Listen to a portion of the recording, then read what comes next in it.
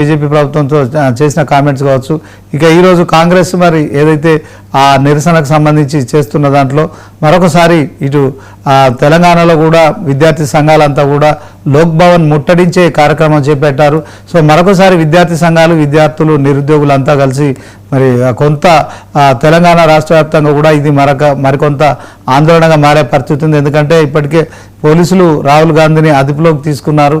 So దాంట్లో మరి దేశవ్యాప్తంగా కాంగ్రెస్ ఎలాంటి స్టెప్ తీసుకోబోతుంది, అదే క్రమంలో మరి తెలంగాణ సీఎం రేవంత్ రెడ్డి ఇవాళ రేపు కొడంగల్లో పర్యటిస్తున్నారు. సో ఆయన ఎందుకు రాలేకపోయారు, మరి నిజంగానే ఇది పూర్తి స్థాయిలో ఎలా ఉంటుందని ఆయన ఎక్స్పెక్ట్ చేసి ఆగిపోయారా, లేకుంటే షెడ్యూల్ ప్రోగ్రామ్ ప్రకారం ఆయన ఆగిపోయారా? సో మరి కాంగ్రెస్ తీసుకున్న నిర్ణయం విషయంలో ఆయన మరి ముందు చూపుగా ఆలోచించారా అనే దాంట్లో కూడా ఒక సందిగ్ధత కొనసాగుతున్న అంశంలో ఈరోజు మనం చర్చ చేస్తున్నాం మన డిబేట్లో. ఈ డిబేట్లో మనతో పాల్గొంటున్నారు జనసేన నాయకులు బేతి మహేందర్ గారు, ఆయన న్యాయవాది కూడా. అదే క్రమంలో మరి ఇక డాక్టర్ శివకుమార్ లాల్ కూడా ఉన్నారు. సో ఆయన కాంగ్రెస్ పార్టీ నాయకులు. ఇక రామ్మూర్తి గారు, బీఆర్ఎస్ నాయకులు కూడా పాల్గొంటున్నారు. ముందుగా రామ్మూర్తి గారితో మాట్లాడదాం. రామ్మూర్తి గారు,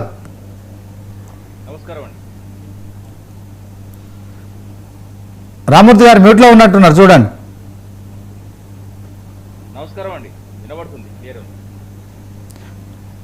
మ్యూట్లో ఉన్నట్టు అన్మ్యూట్ చేసుకోండి రామ్మూర్తి గారు.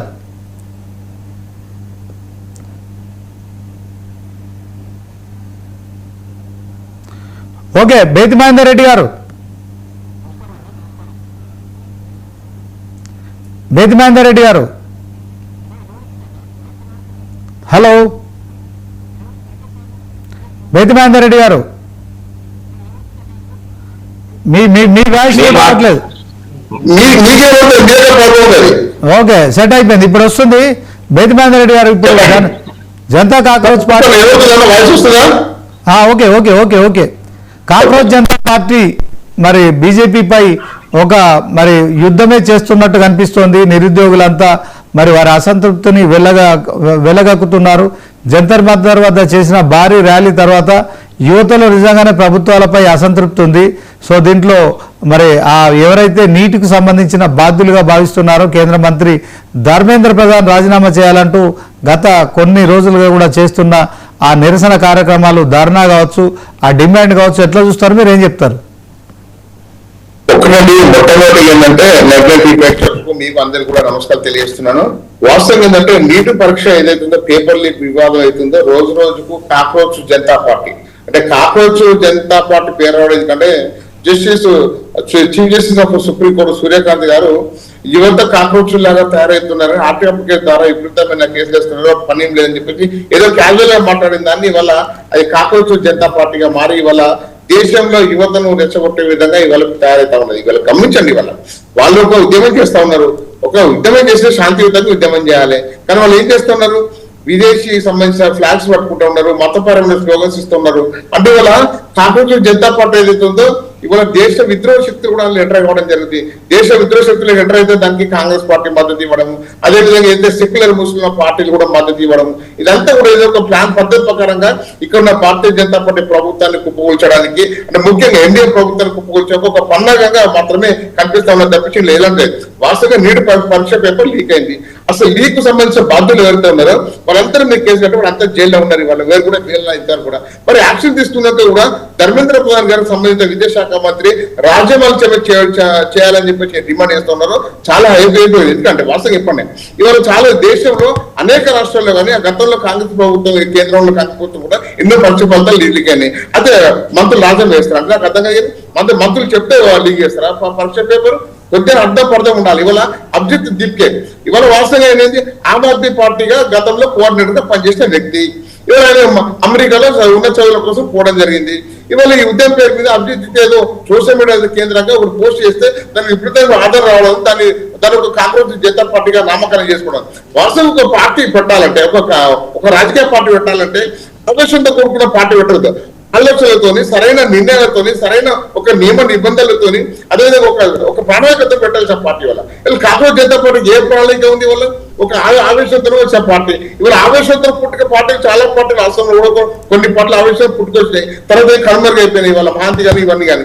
నేను ఏమంటా అంటే ఇదంతా కూడా ఒక పద్ధతి ప్రకారంగా ఈ దేశంపై కుట్ర జరిగే క్రమంలో మాత్రమే ఇది జరుగుతూ ఉన్నది. ఇవాళ మీరు గమనించండి, గతంలో ఇందిరాగాంధీ ఏదైనా ఆమె ఓటమికి ఏదైతే బాధ్యులను చేస్తూ గతంలో ఎమర్జెన్సీ విధించడం జరిగింది. దేశంలో ఎమర్జెన్సీ విధి చాలా మంది ఇవాళ ఆ రోజు చనిపోవడం జరిగింది. నేను ఇప్పుడు అంటున్నాను, ఇవాళ నేను ఏమంటున్నా అంటే ఇవాళ రాహుల్ గాంధీ కానీ ప్రియాంక గాంధీ కానీ ఒక దేశ ప్రధాని ఇంటికి పోవడం అంటే అర్థం చేసుకోండి ఎంత పెద్ద నిర్ణయం చేశారు. అయినా వాళ్ళ దేశ ప్రధాని నరేంద్ర మోడీ గారు ఉన్నారు కాబట్టి అంత దేశ ఇంటి దాకా పోగలిగారు.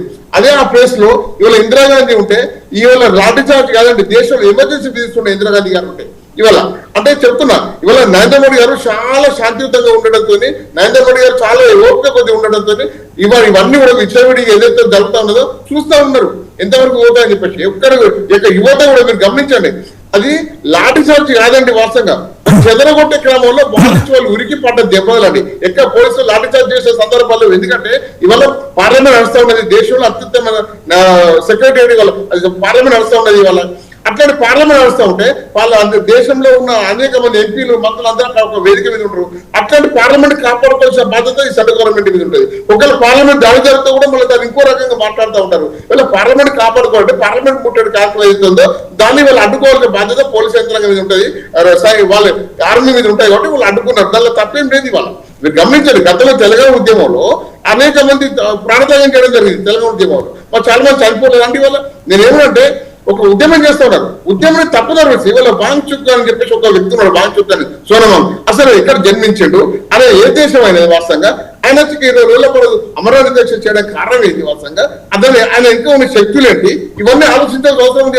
వాళ్ళ దేశంలో మతపరమైన శక్తులు కూడా ఇవాళ మతపరమైన స్లోగన్స్ ఇవ్వడం జరుగుతూ ఉన్నది. ఇవాళ అట్లాంటి స్లోగన్స్ ఎందుకు ఇస్తున్నారు? ఇవాళ శాంతియుతమైన ధర్నా చేస్తున్నప్పుడు మతపరమైన స్లోగన్స్ ఎందుకు వస్తూ ఉన్నాయి? ఇవాళ యువతను ఎందుకు పెడతారో తీసుకుపోయే దారిలో ఇవాళ కాంగ్రెస్ పార్టీ కానీ దాని యొక్క మిత్రపక్షాలు ఏవైతే ఉన్నాయో ఇండియా కూటమి ఏదైతుందో ప్రవేశిస్తున్న తీరు బాధకరం. ఇవాళ దానికి తోడు ఇవాళ పంజాబ్ హర్యానా రైతులు కూడా ఇవాళ ఢిల్లీకి రావడం జరుగుతూ ఉంది. ఇవాళ ఏదో రైతు చట్టాలు అని చెప్పేసి నేనేమో అంటే ఇవాళ పార్లమెంట్ నడుస్తూ ఉంది, పార్లమెంట్ నడుస్తుంటే పార్లమెంట్ డిస్టర్బ్ చేయాలి. 5 ముఖ్యమైన బిల్లులు, దేశానికి హితమైన బిల్లులు పెట్టే అవకాశం ఉంది. అట్లాంటి బిల్లులు పెట్టకుండా వాళ్ళు అడ్డుకుంటున్నాయి ఈ పార్టీలు. ఇవాళ అట్లాంటి బిల్స్ వస్తే దేశము ఇవాళ ప్రపంచ దేశాల్లో అగ్రంగా ఉండే అవకాశం ఉంటుంది. ఇవాళ విశ్వభారత్ అంటే విశ్వనగరంగా తీర్చిదాన్ని విశ్వభారత్ చేయాలనే ఉద్దేశంతో మోడీగా ప్రయత్నం చేస్తూ ఉంటే, ఇవాళ ప్రపంచంలో భారత్ అగ్రదేశంగా ప్రయత్నం చేస్తూ ఉంటే ఇవాళ ఇవన్నీ కూడా ఇవాళ అంటే ఆ రకంగా ఇవాళ భారత అగ్రస్థానం పోతే వీళ్ళందరూ పుట్టగతి ఉండే కాబట్టి ఇప్పటికే వాస్తవంగా దేశంలో అనేక రాష్ట్రాలు దాదాపు 22 రాష్ట్రాలు ఇవాళ భారతీయ జనతా పార్టీ ఇవాళ ఇండియా కూటమిలో ఇవాళ నడుస్తూ ఉన్నాయి. ఇవాళ కాంగ్రెస్ పార్టీ రాను ప్రతి ఒక్క రాష్ట్రం పోతా ఉన్నాయి. ఇవాళ ప్రాంతీయ పార్టీలు కూడా కన్వర్గైతే ఉన్నాయి. మీరు గమనించండి, ప్రతి ఒక్క ప్రాంతీయ పార్టీ కర్మైతే ఉన్నాయి. అందుకే ఇవన్నీ కుట్రపూర్తిగా జరుగుతున్నాయి. ఇంకో విషయం అండి, ఇవాళ ప్రధాని మోడీ గారు ఇక్కడ వాళ్ళు పరిపాలిస్తున్నారు కాబట్టి ఇవాళ వీళ్ళు ఇంతవరకు ఉద్యమం చేస్తూ ఉన్నారు. వాస్తవంగా ఇక్కడ నిజంగానే ఇందిరాగాంధీ గారు లేకపోతే కాంగ్రెస్ పార్టీ ఎవరున్నా కానీ ఇంత ఉద్యమం జరగకపోతుండే. ఇవాళ ఇంత ఉద్యమానికి అసలు దారిలో ఉండకపోతుండే, హౌస్ అరెస్ట్లు ఉంటుండే. ఇవాళ అభిజిత్ ఇంకా రోడ్డు మీద ఉన్నాడు అని చెప్పేసి అంటే కూడా వీళ్ళ మోడీ గారు చదివి, ఎందుకంటే అబ్బాయి యువత కాబట్టి వాళ్ళు ఇది ఆవేశంగా మాట్లాడదని చెప్పేసి శాంతియుతంగా మోడీ గారు ఉన్నారు కాబట్టి ఇవాళ వీళ్ళు విచ్చవిడితనం చేస్తూ ఉన్నారు. ఇవాళ ఆవేశంతో చేసే ఏవైతే ఉన్నాయో ఇవి కూడా పనికిరావు. ఇవాళ మీరు గమనించండి, కాంగ్రెస్ పార్టీలో పాల్గొంటారు యువత చేతులు ఇవాళ వాస్తవం ఇండియన్ ఫ్లాగ్స్ ఉండాలి, కానీ కొంతమంది మాత్రం ఇండియన్ ఫ్లాగ్స్ పట్టుకుంటున్నారు. ఇవాళ విదేశీ ఫ్లాగ్స్ పట్టుకునే పరిస్థితి ఎందుకు వచ్చింది? ఇవాళ విదేశీ ఫ్లాగ్స్ ఎందుకు పట్టుకుంటా ఉన్నారు? ఇవాళ దానికి ఎంత ఎవరున్నారు? ఇవాళ ఇదంతా ఆలోచించాల్సిన అవసరం ఉంది. ఇవాళ సోనం ఏదైతే వాంచుకున్నాడో 20 అమర దీక్ష యొక్క దానికి కూడా కాంగ్రెస్ పార్టీ ఉన్నది. ఇవాళ వాస్తవం ఏంటంటే దేశం విచ్ఛిన్నం చేయడానికి కొన్ని పార్టీలు అందరూ కలిసి ఈ అభిజిత్ పేరు మీద ఈ యొక్క కాంగ్రెస్ పార్టీ పేరు మీద ఇవాళ దేశాన్ని విచ్ఛిన్నం చేయాలని ఇవాళ ఎన్డీఏ ప్రభుత్వం కూర్చాలని చెప్పి ఒక కుట్ర జరుగుతూ ఉన్నది. ఈ ప్రజలను గమనిస్తూ ఉన్నారు. ఇవాళ గమనించండి, ఇవాళ నీట్ పరీక్ష పేపర్ లీక్ అయింది. ధర్మేంద్ర ఎందుకు రాజ్యం వేయాలో వాస్తవంగా ఆలోచించాలి. ఇవాళ ధర్మేంద్ర నీట్ పరీక్ష లీక్ అని చెప్పింది. అదే వాళ్ళు పరీక్ష లీక్ చేసిన వాళ్ళందరూ జైల్లో ఉన్నారు. ఆ విషయం మీద చట్టపరమైన చర్యలు తీసుకున్నారు. 10 మంది మహేందర్ రెడ్డి గారు ఒక నిమిషం. శివకుమార్ లాల్ గారు